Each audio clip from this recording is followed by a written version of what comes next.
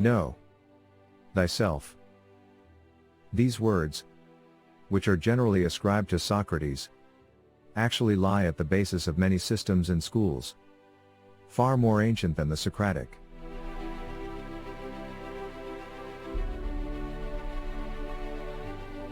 But although modem thought is aware of the existence of this principle, it has only a very vague idea of its meaning and significance. The ordinary man of our times, even a man with philosophic or scientific interests, does not realize that the principle, know thyself, speaks of the necessity of knowing one's machine, the human machine.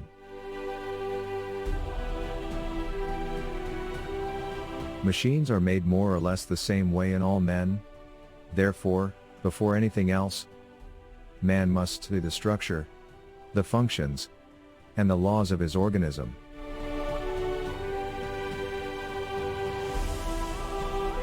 In the human machine, everything is so interconnected, one thing is so dependent upon another, that it is quite impossible to study any one function without studying all the others.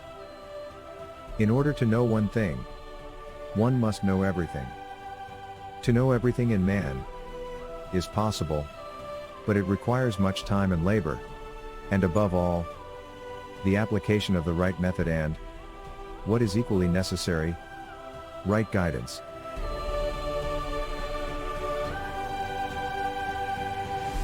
The principle, know thyself, embraces a very rich content. It demands, in the first place, that a man, who wants to know himself, should understand what this means, with what it is connected, what it necessarily depends upon.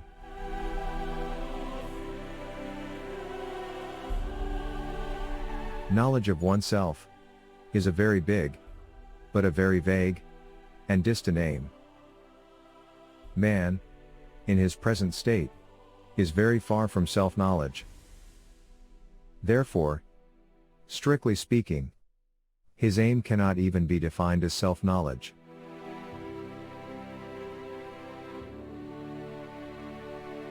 Self-study must be his big aim.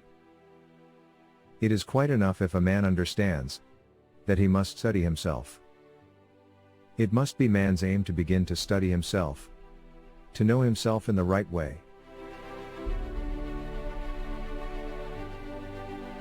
Self-study is the work or the way which leads to self-knowledge. But in order to study oneself, one must first learn how to study, where to begin, what methods to use. A man must learn how to study himself, and he must study the methods of self-study.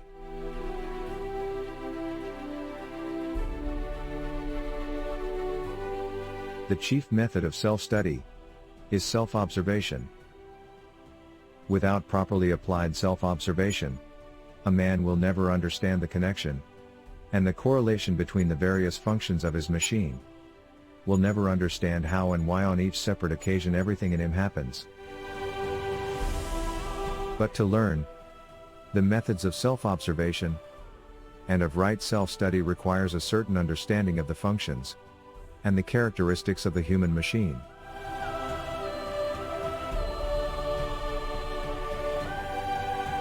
Thus, in observing the functions of the human machine, it is necessary to understand the correct divisions of the functions observed, and to be able to define them.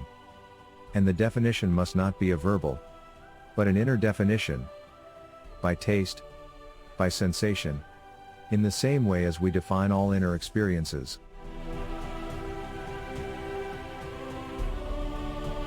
There are two methods of self-observation: analysis, or attempts at analysis, that is, attempts to find the answers to the questions: upon what does a certain thing depend, and why does it happen? And the second method is registering, simply recording in one's mind what is observed at the moment.